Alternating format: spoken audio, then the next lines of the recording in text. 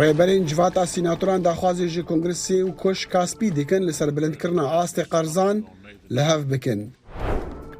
کەمال کلژدار ئۆگلۆ نامزەتی هەڵبژاتنی سەرۆکاتی سۆزدا دەنگدەرێن کورد و دێ ئاشتیە بینە تورکیە.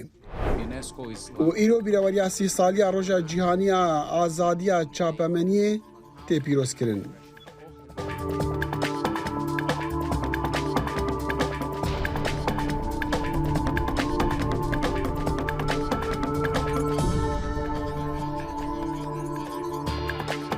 دەم باش بخێر هاتن بەرنەمەک دیە کورد کۆنەکشن ji dengê ئەمریکا li Washington. Mitch McConnell serokê kêmaniyê di encûmenê sînatorên Kongresa Amerîkî da dibêje pêwîst e serok Joe Biden û serokê encûmenê nûêneran ê Komariyê Kongresê Kevin McCarthy rêk bikevin li ser bilindkirina astê qerzên federalî eger hikûmet bixwaze li çend heftiyên dahatî rêgiriyê li nedana qerzan bikin. McConnell got jî ev peyamê min e ji bo kombûna Koşkaspî û ez bawer dikim li hevhatin rêka çareseriyê ye.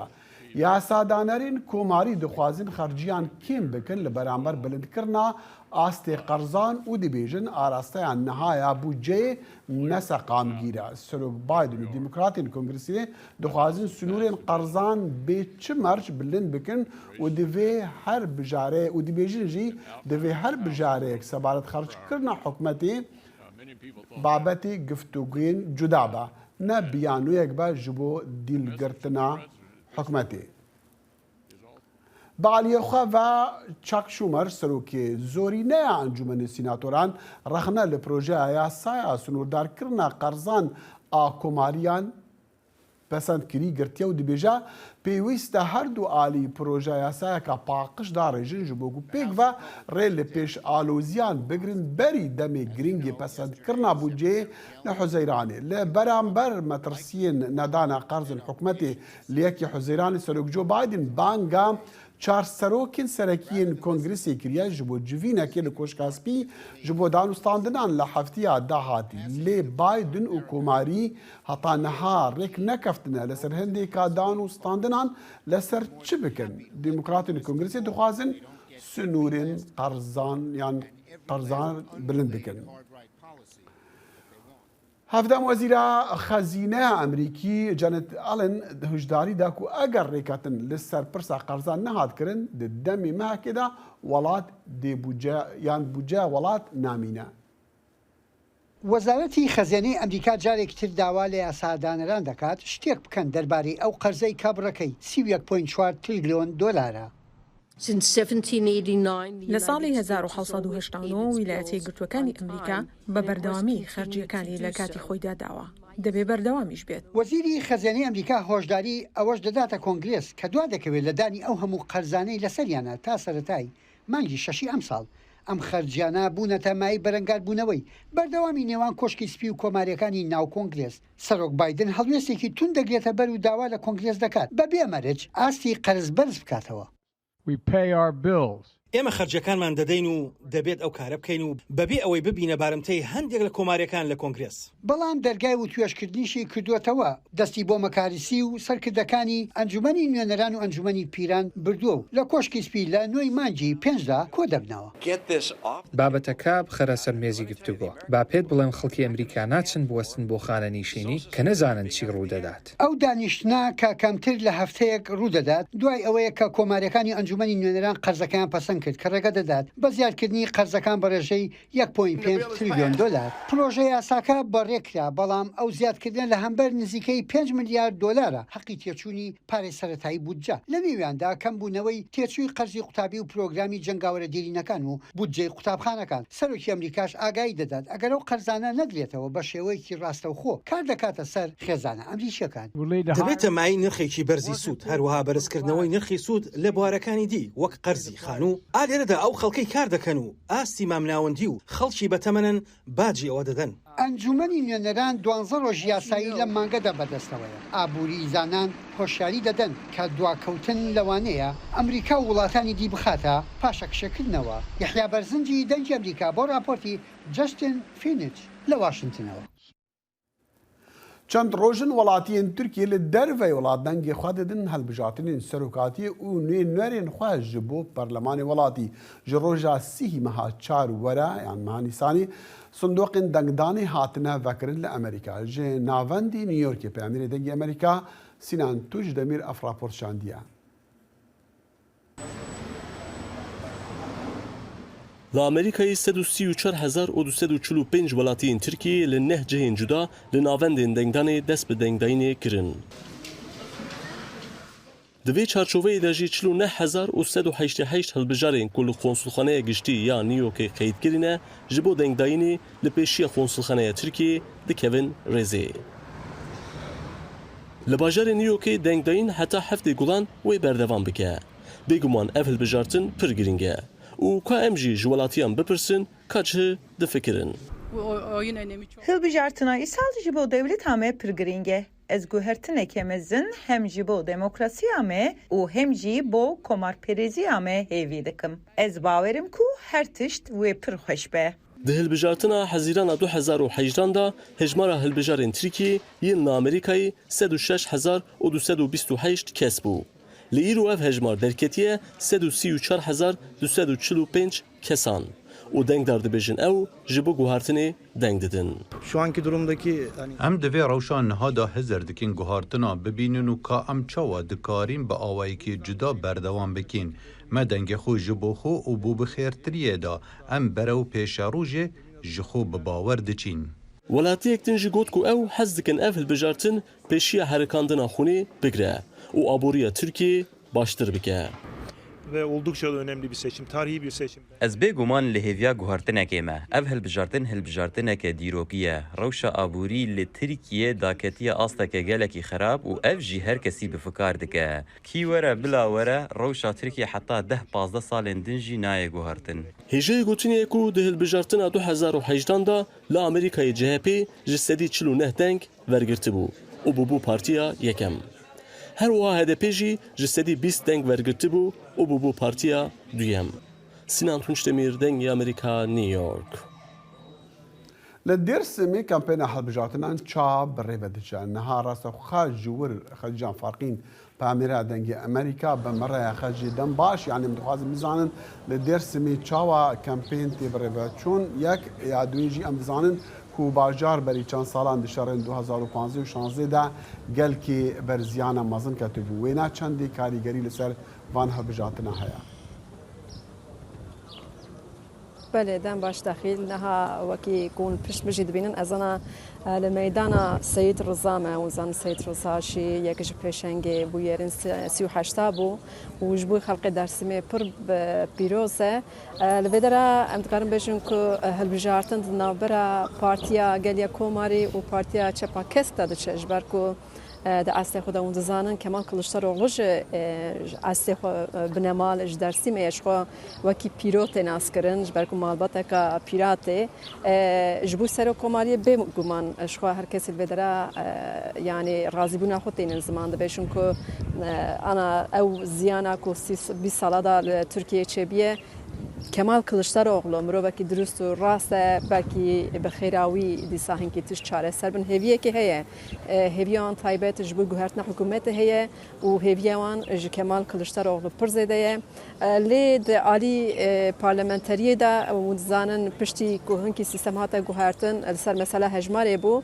berê ji Dêrsimê dehev parlamenter dihatin hinartin ji bo parlamentoyê niha hejmarketiye yekê tenê parlamenterek dişîne Ankarayê ji ber wê sedemê CHP û ez karim bêjim Partiya Çapa Kesk li vê dera li ber hevdûne tiştê ku îro di roja em li Dêrsimê tiştê em dipirsin zêdetir yani dengê ji alî parlamenteriyê ve Çapa Kesk li pêşî xuya dike lê xelq ew dibêjin dibin yani a muhîm ev hilbijartin e a muhîm divê ku dengê me کاریگر به حکومت وره گوهرتن جبروی صدمه از دکارم بحث کمپانیا که پر زیده جبوی پارلمانتریه بکم لی به یک دنگی دیاره که درسم شخوش بی کمال کلشتروغلو دنگ بکار بینن و وقتی او مجرد تا گوته جی هلبت گلک پرسکریه که سال 2015 16 و دراجی چه بو کایم داون سر شهرداریان و دما داوی آنش پارتیا کمونیست فاتح مهمت ماچوغلو شهرداره لی وقتی د براستی امکان بجن پرسکری که هری سرکل بدره داخل جهر تشتی زیادتر بیکاریه خورتو کچانه دناف سه سال داته گوتن نزدیک 5000 گنج جویدره کوچی کانادایی کرنه یعنی براستی جی روجه و ویدرال سر بیکاری دچست کرمی بشم. بله. من دخواست از بزنم یعنی لور خالق بری چند روزان بری هفته که چند خالق عادن گرتن لور خالق هاتن گرتن درسمی روزنامه وان هاتن گرتن او اگر آگاهداری روشا وان کسی گرتی و توانا نزدیکی وکو کس. بله بله. بله الدرسمی روزنامه وان نهاتن گرتن لی هر جاره که دما اپراسیون شده بل سر پارتی چپا کسی چه بود بارت من بدرجی چند اندام هاتن گرتن لی وکی دی تو دزانی دنوا هفته که دو جاره پیلا گرتن چه بود و دنوا هفته که دا بود 6 روزنامه وان تین گرتن دو ایواره جی دی سال آنکاره اپراسیون که دست فکر بودن دو ایواره او کسی 19 کسی که هات بوده سر کردن لآنکاره درکت محکمه وان محکم ودیسا به همان هجتی به هجت اندام تیره خصنا تروری سادات یلماس ادیتوری آژانس مزوپوتامیا و دیجله مفتوغل هفسروکا کومالا روزنامه‌گرین دیجله فرات مخابن هاتن گرتن از خودم دست نشان بکم یعنی کومالا دیجله روزنامه‌گرین دیجله فرات به هفسروک ماجبر کو سردار آتانجی بریا یازم هات بو گرتن از کارم بهشم کدنا و سال کی دا بو سی حو روزنامه‌گرین وان آژانس گرتن و سخویات که تایبت زفتک گران هیه هلبت مع رابورت هنا لسر تایبەتژی بیرەوەری سی ساڵیە کو ئیرۆ ڕۆژا ئازادیا چاپەمەنیە خەلجا فاقین ji dêrsimê bi me rebû gelkî spas. Berbijارên serokatiyê li Tirkiyeyê çi dikin duh û pêrem dizanin Kemal Kılıçdaroğlu li Wanê bû sozdan ku ew ê aştiyê bîne welat. Lê bi giştî niha çi çêtibe Ozdem Yasak li stûdiyê amade ye. Ozdem bixêr hatî.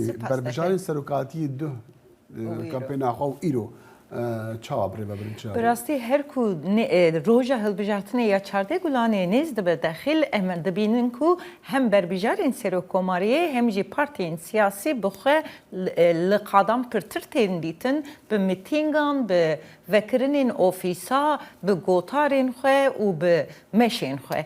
Îro jî serokkomarê niha û berbijarê Carektin serokkomariyê Recep Tayyip Erdoğan ew ê li bajarê Rîzeyê axaftinek û mîtîngek bike. Kılıçdaroğlu jî nêzê wî ye ew ê li bajarek din li Bileksî yani deryaya reş bi axife Sînopê ku pir nêzî hevin.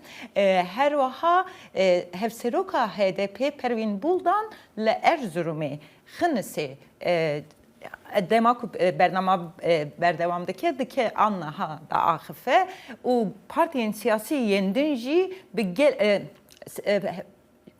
sero biborîne serokê Partiya Saadê jî li Amedê mîtingê dike. Yani li hemû qadan û li bajaran em çalakiyek giring û zêde dibînin. Bersiva AK Partî ji bo gotinên Kılıçdaroğlu li Wanê çi bûn dema gotî ew ê aştiyê bîne û Bi rastî mîtînga li Wanê gelek giring bû ji ber ku CHP di salên 20 salên dawî de mîtingên wisa girse pêk naavnî bû û gelek piştvanên Partiya HDP ya jî Partiya Çep ya Kesk jî bi alên xwe beşdar bûbûn ku piştvaniya xwe bo Kılıçdaroğlu diyar bikin.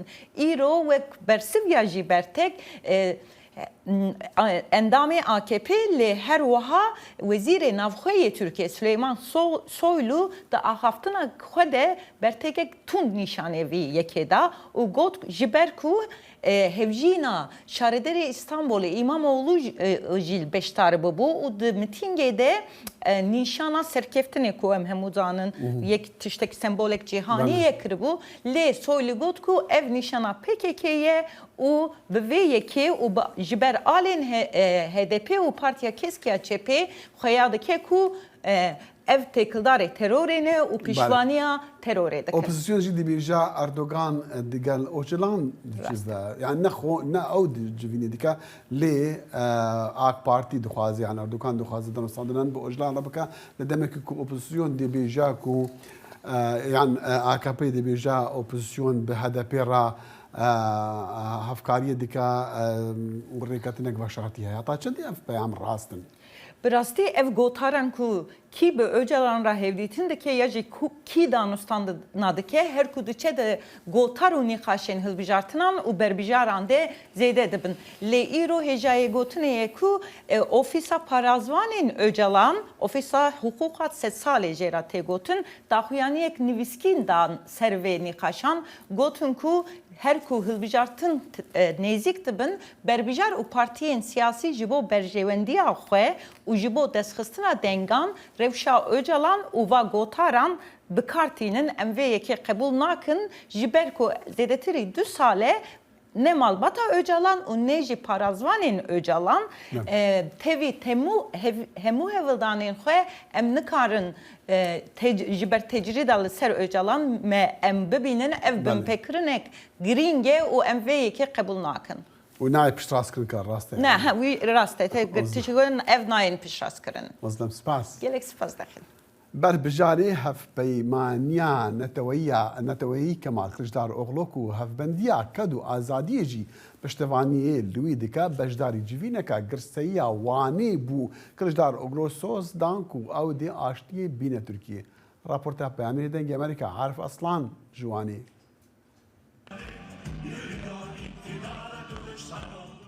بربجار سرکوماری کمال کلشترولو پشتی میتینگا باجار آگیری در بازی باجار وانه بو. رونشوان باجار وانه اولسر جهده مراشی به آلین ترکیه پارتیا چپا کسک و پارتیا گلا کوماری CHP پیشوازی کرن. دبه کو CHP جارا اول افقاز میتینگی که مزن لوانه لدار دخه. کلشترولو گوت کو او پزگری که رونشوانان باشت زانه و سوز دا کو او ده آشتی بین ترکیه. Dünya kadar sorun var biliyorum. Ez dizanım, qasê dinyayekê piskirêkên me hene. Ez piskirêkên we hemiyan baş dizanım. Belê bo mirovên vî welatî sozekê min heye. Ez ê aştiyê bînim vî welatî. Ez ê aramiyê bînim vî welatî. Ez ê biratiyê bînim vî welatî. Li vî welatî êdî kesek ji ber nasnama xwe nayê cuda kirin. Mirov mexlûqê herî bi qîmete ku xwedê afrandiye û ew jî li ser serê min cihê wî heye. Kılıçdaroğlu balkişan ser diyarkirina kayûmên li ser bajarvaniya û got ku ew ê dawî li binpêkirina demokrasiyê bîne. Demokrasinin ayaklar altına alındığını biliyorum.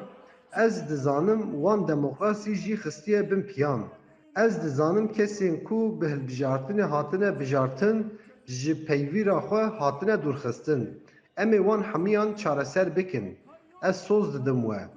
Ew pergala ecêb ya qayûman em ê hemiyan jî holê rakin.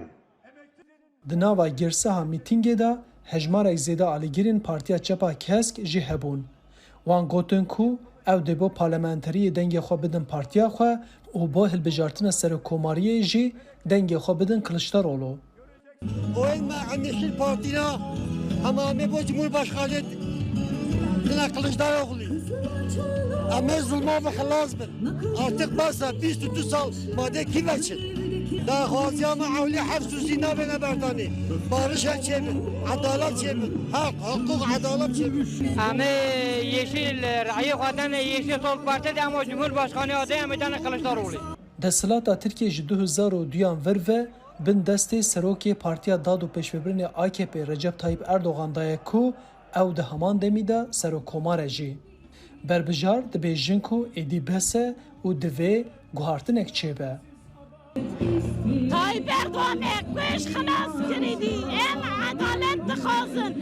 Em depremê de hatin, em zor durumê dane. Kalqet tiştek yaviyê me nekir. Em kira xalqê dane, kira me bilene neda. Em hez dikin abo berdin.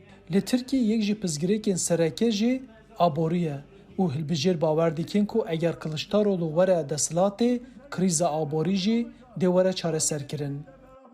Em binbextin, em îdara xwe nakin îştine zor mişkar hebene hezol metal bêjin. Verê wala. Hêjayê gotinê ku di hilbijartinên 2018 da li Wanê ji 8 parlamenteran Partiya Demokratîkan Gele HDP 5 AKP jî 3 parlamenter destxistibûn. CHP ji vê hilbijartinê hêvî dike ku جوانه هری کم دو پارلمانتر و بو کلشدارولو جی هری کم هفتی جی صدی دنگ وارگره. عارف آستام دنگ آمریکا.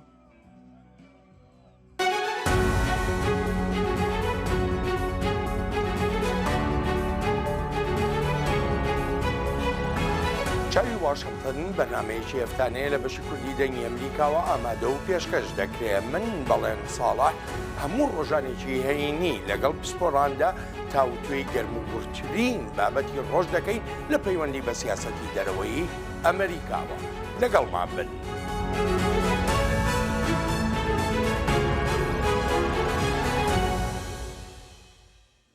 ئیرۆ سەی مەها پێنج گوڵانی ڕۆژە جیهانیە ئازادیە چاپەمەنیە. لە ساڵە 1993 ئەف ڕۆژ ji alî netewênê girtîva hat dest nîşankirin ji bo ronahî xistinê li ser giringiya ragihandinê weka pencereyekê ji bo mirovên ji bo ku mirov xweşiyê ji mafên xwe yên dî bibîne. Diruşmê tewerê ev saliyê bîreweriya sî saliyê ya vê ragihandina nêfneteweyî pêk hatiye ji daraştina mafan û azadiya raderbirînê wek tevger ji bo hemû mafên dî. Ev tewer nûneratiya baweriyeka ilhambexş e ji bo paşeroja mafên mirovan di rêka karê rojnamevanan û berevanên azadiya axiftinê de. Serokê beşê azadiya raderbirînê û silametiya rojnamevanan li rêxistiya UNESCO radgehîne ku 85% ji xelkê cîhanê li pênc salên borî rastî rêgiriyan bûne di buarê azadiya kombûn û azadiya raderbirînê de. Li gora hejmarên netewênê girtî jî di sala 2022 de bi kêmî 76 rojnamevan û karmendên mîdyayê hatine kuştin. Mixabin li gelek welatên cîhanê rêgirî li wan azadiyan têkirin û rojnamevan mîdyakar û berrevankariyan berrevanên azadiya derbirînê rastî zulm û zordariya rejîmên desthilat dibin. Tirkiye yek ji wan welataya ku gunehên mîna tawanên tîrorê dê xest toyê rojnamevanên serbixwe bi tenê ji ber karê wan di warê ragihandina rastiyê de li gora dezgehên nêfneteweyî. Di demê salekê de 91 rojnamevanên Kurd li Tirkiyê rastî astenkirina binçavkirin, eşkencedan û zîndankirinê bûne. Tirkiye par welatê jimara 149 bûye ji lîsta 108 welatên ku serederiya xirab ya tund di gel azadiya çapemeniyê dike. Ev sal pêtir di listê de hatiye xwarê û bûye jimara 165. Ji bo em li vê roja taybet ronahiyê bêxin ser astenkirina azadiya çapemeniyê li Tirkiye ve em mêvandariya Qadir Esen weşankar û xwediyê rojname xwebûn dikin. Ka Qadir dem baş spas ji bo demê we yanî ji bo wan raportû wan jimarên rêxistiyên nêfneteweyî sebaret rêzbend yan lista welatên ku xirab mamelî û serederiyê diger rojnamevana dikin û azadiya rojnamegeriyê Tirkiye hatiye xwar bûye welatê 165 ji nav 108 welatan. Ji bo vê na tu çi dibêjî û bitir ji ber çi ye? Belê destpêkê spas dikim wekû we jî niha berî ku mava xaftinê bidine min ji bo wekî berfireh qala rewşa çapemeniya li Bakurê Kurdistanê û Tirkiyeyê kir ku li Bakurê Kurdistanê û li Tirkiyeyê rojnameger nav çi şert û mercan de dixebitin ji ber şert û mercên ku rojnameger têde dixebitin azadiya çapemeniya an em bêjin derfetên ku rojnameger lê dixebitin roj bi roj qels dibin û bi vê qelsbûnê re jî zext û tûtiya desthilata AKP MHP al ser rojnamegeran zêde dibe ku ev jî dibe serdem rêja Tirkiye a azadiya çapemeniyê li nav sazî û dezgehên cîhanê ên ku divê derbarê de kar û xebat dikin ku dakevin hawe qalkir ku nava işte welatan da daketiyan 140 welat yani li gorî min ev hejmar jî zêdeyê Tirkiye lewre rastî jî êdî hatiye wê astê ku li Tirkiye û Bakurê Kurdistanê rojnameger nikarin karê xwe bawekî azad bikin yani niha li Tirkiyeyê çapemenî ji sadî nû dibin kontrola desthilata AKP û MHP de xizmeta wê dikin hem bi televizyona hem bi rojnameyan hem bêjin bi kovaran û dîsa radyo jî bi heman hemû cûreyên çapemeniyê dibin kontrola AKP û MHP tenê çend sazî û dezgehên cuda anguan bijin sazî û dezgehên muhalefetê ên li Tirkiyeyê ku dijî vê yekê xizmet dikin hejmarên destat hejmartin mane lê çapemeniya Kurd dijî vê yekê bi taybetî çapemeniya azad dijî vê yekê dixebite o li ser xeta ku li Tirkiyeyê tiştê ku diqewime bi awayekî azad ji raya giştî Tirkiye û Kurdistanê re ragîne ev hene wê pirs bikine kerem. Belê ka qadir min dixwast ez bizanim yani hikûmet bersiva wan raportên cîhanî dide rêxistiyên cîhanî rîporterên bêsûnûr rêxistiya berrevaniyê ji rojnamevana hikûmet bersiv dide dibêje çima ev rewş wesaya li Tirkiye bi taybet jî li beramber azadiya ragihandin û çapemeniyê. Belê niha li heke ku hikûmetê anguên bijin dewletê bersiva van rapora bidana bawerim ev zext ev kêm bûne yanî ev li xwe mikûr batna gotina ku îşte sazî û dezgehên navneteweyên rojnamegeriyê min divan rêzan da nîşandin lewre me besta min ew e yanî wan nabêjin ku ew raport nerast in hikûmet nabêje ku ew raport ez ê batma wê yani em bijin raporê têne aşkerekirin jêla hikûmeta Tirkiye ve nayene qebûlkirin weke xizmeteke partiyên muhalefet Tirkiye kirin. Rêxistiyên cîhanî li girtin û desteserkirin û binçavkirina rojnamevana û xelkî din jî li van rojên borî li çend 4-5 rojên borî xwekiriya xwe yan ne mixabin peywendiya digel birêz قادر هات برین کو او بخوا خودی و وشانکاری روزنامه خوابون بو کو بمره براست و خوان بله ام دیسان ما راپورت هنا جهین دی بتایبت جی ما ji Sûriya raportan li ser mesela azadî rojnamevanî û li gora raporta 2023 ya rojnamevanên bêsûnûr Sûriya di rêzbenda azadiya çapemeniyê de 180 yan bibûre di lista 180 welatên cîhanê de 175 û eger digel herêm û deverên diyên Sûriya hevber bêkirin li herêmên dijêr deselata rêveberiya xweser de rewşa rojnamevanan baştir e. Lê dîsan jî rojnamevan dibêjin li wê herêmê jî pêtîvî bi başkirina şert û mercên karê mîdyayê heye. Newroz Reşo ev raport şandiye. Rojnamegerî li Sûriyê berî sala 2011 navendî bû û jêr çavdêriya rejîma Şamê de bû ku rojnamevan nedikarîbûn azad tev bigerin. Li herêma rêveberiya xweser ya Bakur û Rojhilata Sûriyê tevî ku rewş niha hatiye guhartin û gelek navgînên ragihandinê dixebitin, lê karê rojnamegeriyê bi hin astengiyan re robrû ye. Rojnamevan Zana Elî diyar dike ku pirsgirêka mezin aramiya herêmê ye, lê çend astengîne din jî li pêş karê rojnamegeriyê hene. Çavkaniyên finansê ku gelekî zayîfin ji bo rojnamegeriya herêmê yek yê dudiyan kesên pispor yê ku li vê herêmê hebûn hin ji wan derketin dervanha herêm birastî vê alî da gelekî zayîf e yê sisiyan hin saziyên rêveberiya xweser rojnameger heye nikare agahiyê xwe bigihîne bi hêsanî û hin rojnamegan jî here dikarin xwe bigînin agahiyê.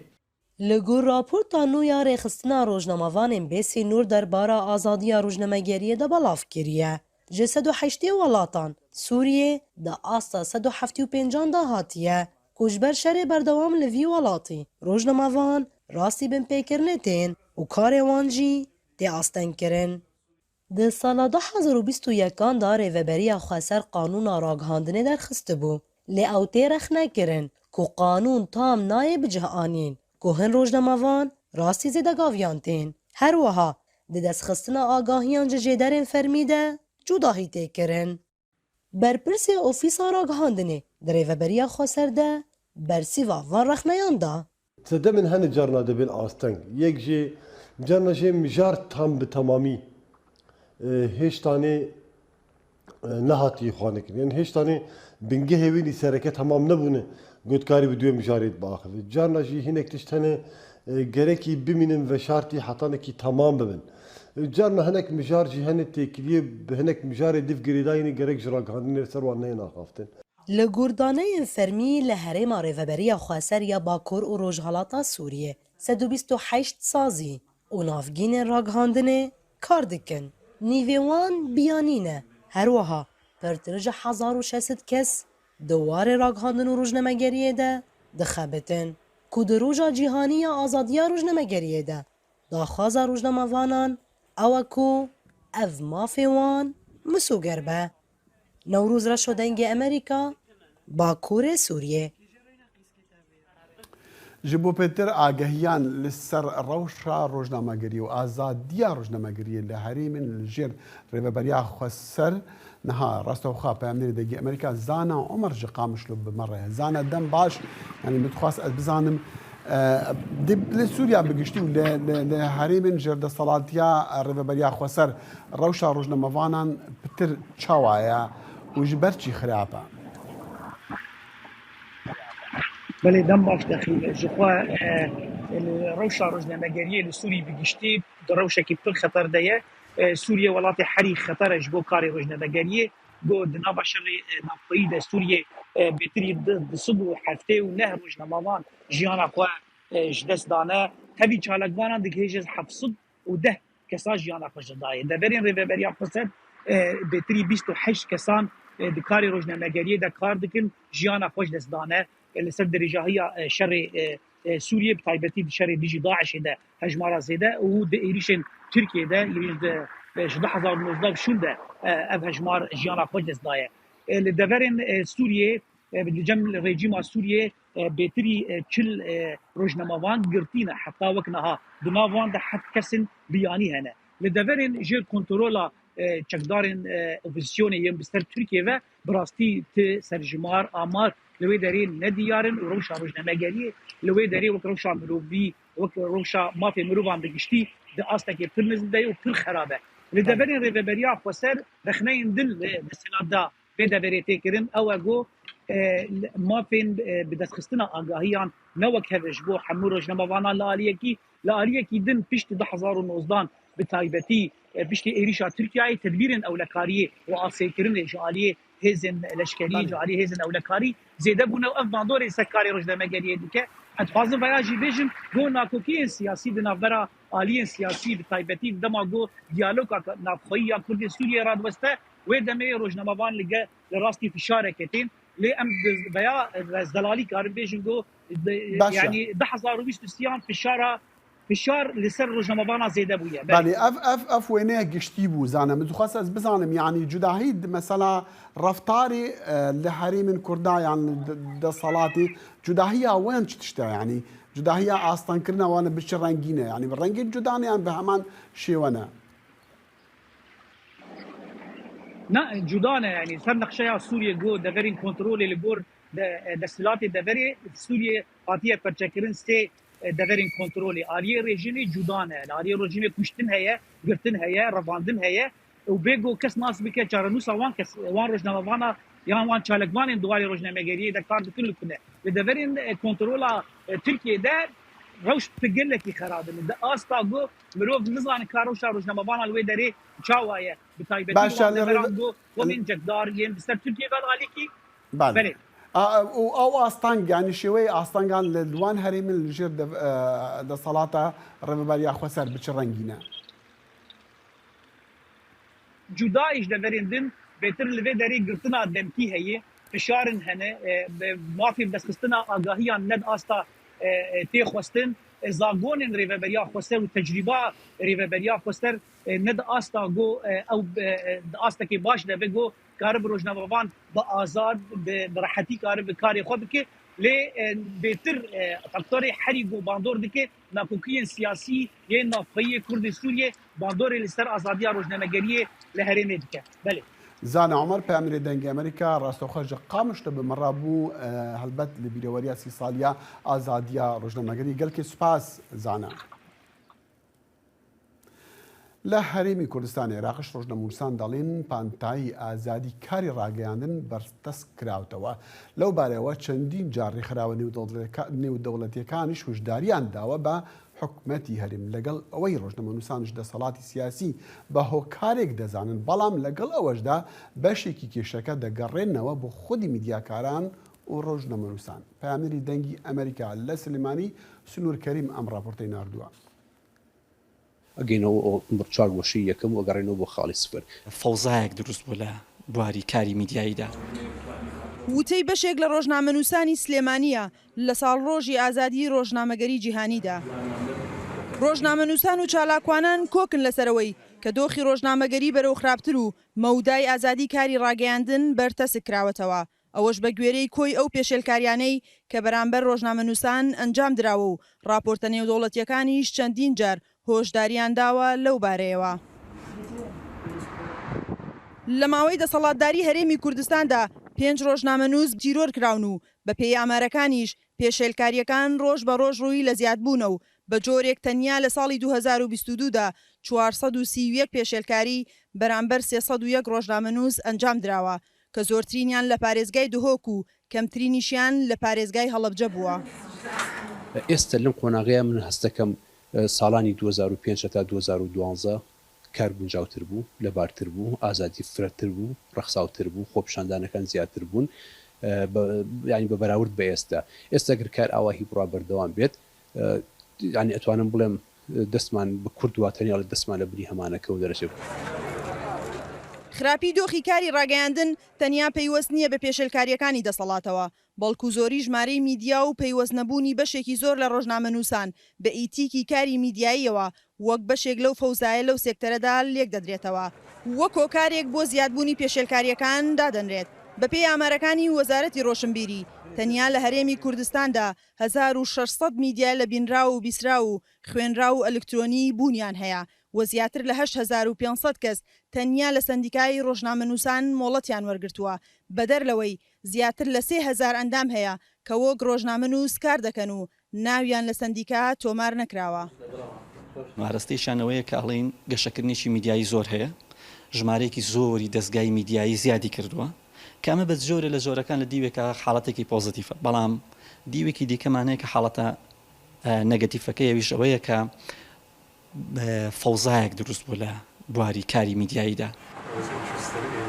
لەگەڵ فشارە ناوخۆی و دەرەکیەکان و ڕێکخراوە جیهانیەکان بۆ باشترکردنی ڕەوشی ئازادی ڕۆژنامەگەری و فراوانکردنی پانتایی ئازادی، بەڵام هێشتا لە هەرێمی کوردستاندا بەشێک لە ڕۆژنامەنووسان لە زینداندان بە ناوی زیندانیانی بادینان و حکوومەتی هەرێمیش دەڵێت ئەوانە ڕۆژنامەنووس نەبوون و تۆمەتباری کردوون بە تێوەگلانیان بە هاوکاریکردنی وڵاتانی دەرەوە. سنوور کەریم، دەنگی ئەمریکا، سلێمانی.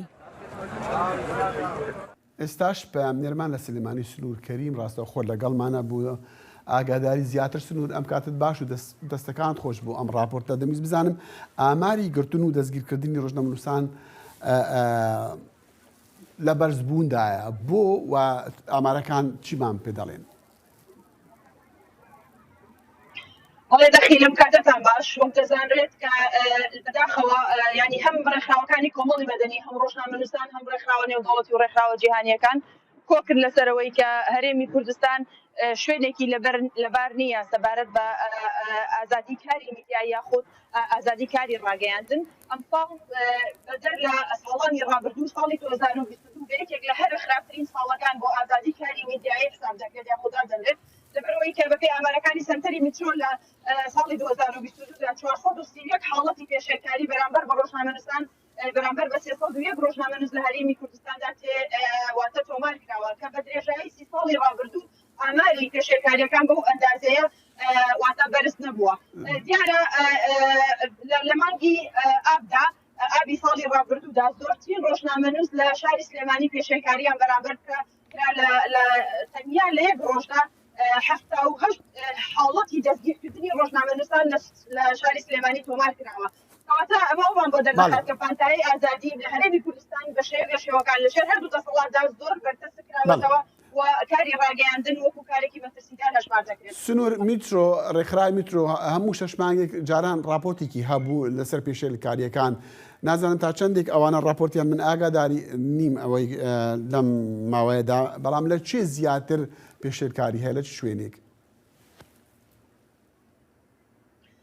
دخيل طبعا امسال سنتري مترو پێشێکاریەکانی تجارکاری نەکردبوو لە بینی شارەکاندا واتە تەنیا بە شێوەیەکی گشتی بەڵام بەپێی بەداداچوونەکانی دەنگی ئەمریکا ئێمە وەکو خۆمان کە هاتین واتە فۆرمیلەی پێشێکاریەکانمان کرد دەرکەوت کە لە سنووری پارێزگای دووەک زۆرترین پێشێکاری بەرامبەر بە ڕۆژنامەنووسان تۆمارکراوە و لە ڕاپۆرتەکەش ئاماژەم پێکرد کەمترین پێشێکاریش شاری هەڵەبجە بووە کە تەنیا یەک پێشێکاری لە ساڵی ڕابردوودا بەرامبەر بە ڕۆژنامەنووسان ئەنجام درراوە بەڵام هەتا مانگی هەشت پێشێکاریەکان لە سنووری سلێمانیش کەم بووە بەڵام بەداخەوە لە مانگی هەشت بە تایبەتی بە دیاریکراوی شەشی هەئار ئەو ڕۆژە بوو کە زۆرترین پێشێکاری بەرامبەر بە ڕۆژنامەنووسان کراوە بە گشتیەکەی ئەگەر لەژێر دوو دەسەڵاتەکە داواتە دەسەڵاتی زۆری سەوز زووتردا دابەشکاری بکەین لەژێر دەسەڵاتی زۆری زەردا زۆرترین پێشێکاری کراوە سەوز تا ئاستێک پێشێکاریەکان باشتر بووە هەرچەندە لە وەکو ئاماژەم پێکرد مانگی هەشت مانگێکی پڕ لە نەهامەتی بوو بە ڕۆژنامەنووسان ڕۆژنامەنووس لەو مانگەدا و بە دیاریکراویش لە شەشی هەردەستی کراون سنوور ڕۆژنامەنووسان چی دەڵێن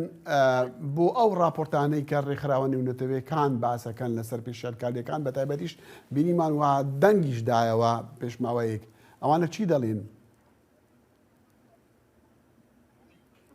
دخیل چی CPJ و زۆربەی وڵاتان و ویلایەتەکانیش بە فەرمی لەلایەن حکوومەتی هەرێمی کوردستاندا دانیشتنیان لەو بارەیە و ڕاپۆرتی خۆیان یاخود نیگەرانیەکانی خۆیان گەیاندوتە لە سەڵاتدارانی هەرێمی کوردستان کە بەداخەوە ئێستا هەرێمی کوردستان و بەپێی یەکێک لە ڕاپۆرتەکان بێت لە عێراقدا تەنیا دوو زیندانیان هەیە ڕۆژنامەنووس تەنیا لە عێراقدا زیندانی هەیە لە هەموو عێراقیشدا ئەو شارێک کە زیندانی تێدایە شاری هەولێرە کە ئەمە بەپێی هەندێک ئەو راپۆرتە بەشێکی زۆر لە راپۆرتە نێودەوڵەتیەکان ئاماژە بۆ دەکەن کە پێشێکاری بەرامبەر ڕۆژنامەنووسان ئەنجام دەدرێت ئێمە لە ساڵی ڕابردوودا لەگەڵ چەندین کونسوڵخانەی وڵاتانیش دانیشتنمان کرد ئەوان بە ئاشکرا نیگەرانی خۆیان گەیاندە ئێمە واتیان وتین کە بەڵێنیاندا لە زمانی ئێمە نیگەرانیەکان بکەنە دەسەڵاتدارانی هەرێمی کوردستان باشە بە کورتی حەزەکەم ئەوەی کە تا ئێستا هەیە بەداخەوە فەرمووتەوە کە قسەکەی ئەوەی کە هەیە تا ئێستا حکوومەتی هەرێمی کوردستان هیچ ڕێگە چارەیەکی یاخود هیچ هەنگاوێکی جدی لەو بارەیەوە هەڵنەهێناوە کە لەو بابەتانەی کە ڕۆژنامەنووسان بە جدی داوایەکەن دەرکردنی یاسای ڕۆژنامەگەریە پێداچوونەوەیە یاخود یاسایەکی نوێی مۆدێرن کە لەگەڵ پێوەرە ستانداردەکانی سیستمی دیموکراسی جیهانیدا یاخود ئازادی کاری ڕاگەیاندندا بگوژن بەڵام تا ئێستا لە پەرلەمانی هەرێمی کوردستان نەتوانراوە ئەم یاسایە پەسەند بکرێت کە ڕۆژناوەکاریەکی سەرەکی ڕۆژنامەنووسانە. باڵێ سنوور کەریب پەیامنێری دەنگی ئەمریکا لە سلێمانی لەگەڵ مام زۆر سوپاس سنوور. برنامه هفترنگ برنامه کنری یا بشی کردی لدنگی امریکایی از لقمان احمد هر دو هفته جارکی و بمگرکی ناو اختی چاندو نرارنگی بمرانه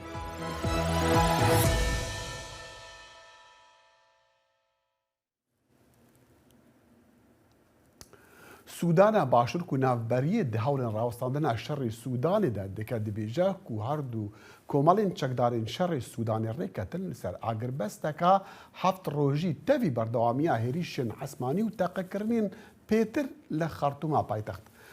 سۆزێن بەری نەهاین ئاگربەستی ji بۆ 24 دەمژمێر هەتا 27 کاتژمێران هاتنە کردن لێ پێشێکاریە ئاگربەستیژی هەر بەردەوام بوو و شەڕ لە نێو بەرە یعنی کل نیوا مەها نیسانێدا دەست پێکردی دنێڤەرە هێزن حکومەتی و هێزەکانی نیمچە سەربازیدا هەر بەردەوام بوونە ji ڕۆژا سێشەمێ وەرە راپۆرت هەنە لەسەر ژمارên پێتر ئێن عێریشên فرۆکان لە باژارên دوورمان و بەحری هەردوو باژار لە ڕەخی دیە ڕووبارێ نیلن ji خەرتومê.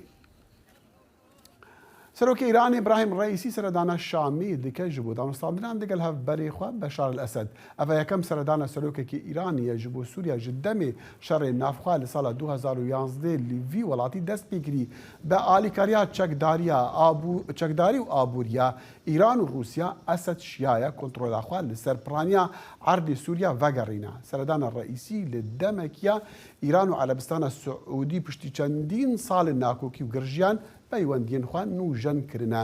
Welatên Erebî jî ku Sûriya vederkiribûn ji ber xwepêşandanên sala 2011 nexşerêkek dariştiye ji bo dawê înana şerê 12 salî û hewlên yekxistina Sûriya û vegerandina wê bû nav Komkara Erebî.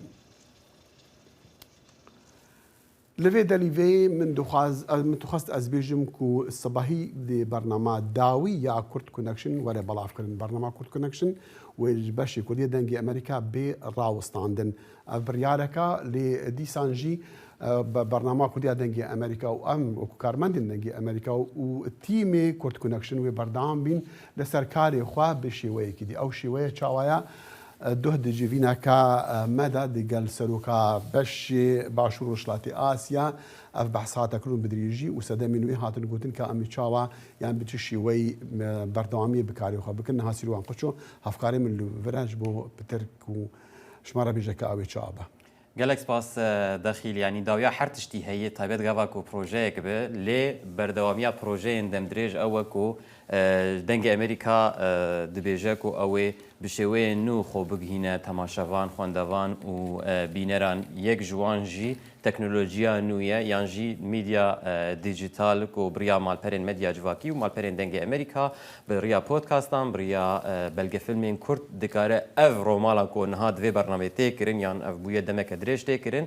و بشوی کی دن ورا پیش کش کرن نای راوستاندن لیتنه و دقالبکی نو دیا قالبکی جدا دوره پیش کش کرن افجی داخل بشکج گوهرتنا کل سرانسری ام بیژن آستا دزگهن راگهاندن سرانسری دنیای چه بدنگ امریکا جی بشک جوی گوهرتنه ام تفض زانن گلک رخصتنین نافنتویه وکو بی بی سی وکو مونتی کارلو حتی الامریکا وکو سی ان ان و ان پی ار و رخصتنین دن دوان گوهرتنا درباز دبن افنی قاشن جدیل سروی که چه دبن کاچاوا اف دزگهن مدیا دکارن خالگور جنگها راگهاندن یا نو گنجاو بکن. بله البته جی وقتی گویی مثلا پیشکتنی تکنولوژی مثلا تکنولوژی آنو دیجیتال میدیا آنو شیوه راگهاندنی بصداقت هاتیه گوهرتن اگر چی لهندک دوران لهندک هریمان هشتا تلویزیونی کاریگری خواهیا جبر کو رنگ انترنت نبیان رنگ او پیشکتنی تکنولوژی نگاه و آن یعنی جل رنگ مثلا جواکی ور ابن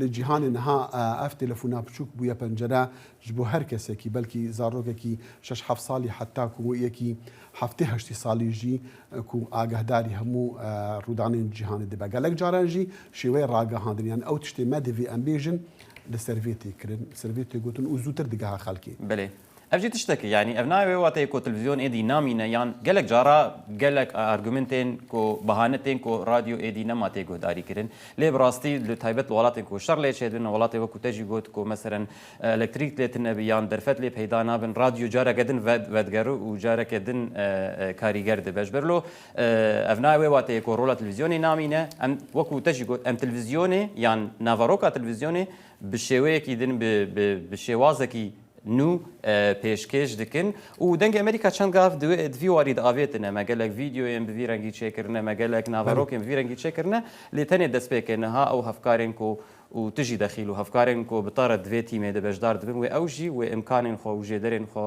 و زانبونا خو و ازمونا خو تاخن خدمتا و بروجيا كو بريا ميديا نو يعني ميديا ديجيتال خو بشوي كي دن بهين جماورا هلبته بالرابورت ان كرد و بهرا بترجي يعني ديارك امني لواشنطن سنجيا خو دا برنسر تشيروكا كو ام بكار امريكا بهين الخلق خو لسردان ولسر هم شوي يعني لسر ديروك لسر برسين سياسي لسر هر تشتكي هابتن برسين كالتوري جواكي هنري ام بكاربن بفي رنگی بکاربن باشتر وکو مگوتی رودان امریکا و گوهیزن و گوهدارین خواه تماشاوان خواه ين بزماني كردي راستا يعني قالك تشتنا مثلا ايرو برادركي لسر فيسبوك جمر نفيسي بو دبرسي تديت لان كان الامريكا نقاش لسر مثلا باني قرض يعني دينه هي دقو تشمعناوي يعني اسفهم ناكم قالك راقهاتنا كردي وعربي بحثا يتكل اسفهم ناكم قوفات تشتكي بالكيش دوی دنگ امریکا بویرو لیرابه کود کارش خلکی وانتشتین کود ناف سیاست امریکا چه یان سیستم آبوری سیاسی امریکا رول دنگ امریکا او کو بزمانه کی سیویک و نرم ج خلکی را آماده بکن وقت گو بشوی کی کرد کو تتکارب بگهینه هر کسی سر اصلاوانی خوندنه یان پرورده چه بلت قرب زمانه کی خو بگهینه هر کسی هر مالی هر قطاع تزانی ما ایرو دو پیام هابون باوریا کوماریان باوریا دموکراتان لسربی چاوا رجدی لکوش کاس بیدیکن کا چاوا و پرسی ب ریکاتنی چار سر بکن دیسان جد بالراپورت کدا برفدا کاربا جبو تماشاوانه کی وکی تگوتی را بتر راسته باشتر بگهینه امتين داوية برنامج إيرو يا كورت كونكشن تصبح هي وبرنامج داوية كورت كونكشن هر شادو بختوار بنو خدا حافظ